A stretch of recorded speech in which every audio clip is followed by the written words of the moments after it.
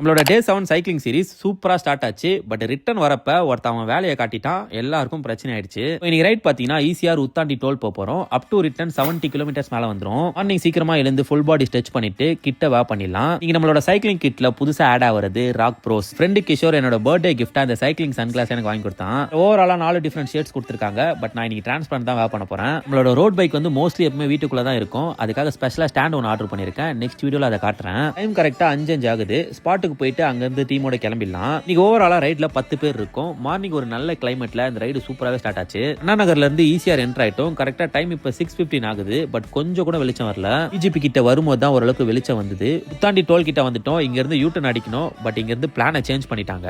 Toll தாண்டி ஒரு சின்ன கஃபேல வழக்கம் போல நம்ம ரோட் பைக்கை சாட்சி வச்சுட்டு திரும்பி பார்த்தா விண்டேஜ் லுக்ல 1-2 இல்லங்க 3 கார் சும்மா மாசா போயிட்டு இருக்கு. சேஞ்ச் ஆன பிளான் என்னன்னு பாத்தீங்கன்னா இங்க இருந்து 5 கிலோமீட்டர் தான் முட்டுக்காடு. அங்க போய் யூட்டன் அடிச்சுக்கலாம் எல்லாம் முடிவு பண்ணிட்டாங்க. காஃபியை குடிச்சிட்டு செல்ஃபியை போட்டு முட்டுக்காடு கிளம்பிட்டோம். இதை பாத்தீங்களா எம்ஜிஎம் டிசி வேர்ல்டு. கடைசியா இந்த தீம் பார்க் 2022ல வந்தாங்க. ஃபைனலி முட்டுக்காடு பிரிட்ஜ் ரீச் ஆயிட்டோம். இங்க கொஞ்ச நேரம் போட்டோ வீடியோ ஃபன்லாம் பண்ணிட்டு யூட்டன் போட்டு திரும்ப போறப்பதாங்க அந்த சம்பவமே நடந்தது. அதை பண்ணவும் வேற யாரும் இல்லங்க, இந்த காத்து தான். Almost 18 kilometre Muttukadu to Thiruvanmiyur ஒரே ஸ்ட்ரைட் ரோட்ல சமாளிக்கவே முடியாத அளவுக்கு செம்ம எதிர்காத்துங்க. என்னோட ஜெர்சி உடம்போட ஒட்டி இருந்தாலும் இந்த காத்துல எப்படி ஆடுதுன்னு பாருங்க.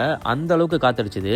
ஏற்கனவே எல்லாருமே எக்ஸ்பீரியன்ஸான சைக்கிளிஸ்ட் அளவுக்கு நல்லாவே மேனேஜ் பண்ணிட்டாங்க. பட் நான் ரொம்ப நாள் கேப் விட்டு ஸ்டார்ட் பண்ணதுனால இது எனக்கு ரொம்பவே டஃபா இருந்தது. இருந்தாலும் ஃபாஸ்டா தான் ஓட்டுவோம்னு சொல்லி ஃபாஸ்டா தாங்க ஓட்டு வந்தேன். இங்க திருவான்மியூர் வந்து பார்த்தா எல்லாரும் ஜாலியா காஃபி ஸ்நாக்ஸ்லாம் சாப்பிட்டு இருக்காங்க. இங்க இருந்தும் நிறைய பேர் 100 ஓட்ட போறேன்னு சொல்லி கிளம்பிட்டாங்க. நானும் ஆகாஷ் ப்ரோவும் ஒர்க்குக்கு டைம் ஆயிடுச்சுன்னு சொல்லி வீட்டுக்கு கிளம்பிட்டோம். 9 மணிக்கெல்லாம் செம்ம டிராஃபிக். அந்த டிராஃபிக்ல பயங்கரமா நொந்துட்டேன். அந்த வீடியோ கூட எடுக்க முடியல. 10 மணிக்கு வீட்டுக்கு ரீச் ஆயிட்டேன். இன்னைக்கு நடந்த சம்பவத்துல கத்துக்கிட்ட விஷயம் என்னன்னா சைக்கிளிங் எல்லா நாளும் ஜாலியா மட்டும் இருக்காதரா தம்பி, கொஞ்சம் கஷ்டமாவும் இருக்கும். இந்த மாதிரி லைஃப்லயும் நிறைய எதிர்காத்து அடிக்கும். அந்த டைம்ல மட்டும் ஸ்லோ ஆயிடாதீங்க.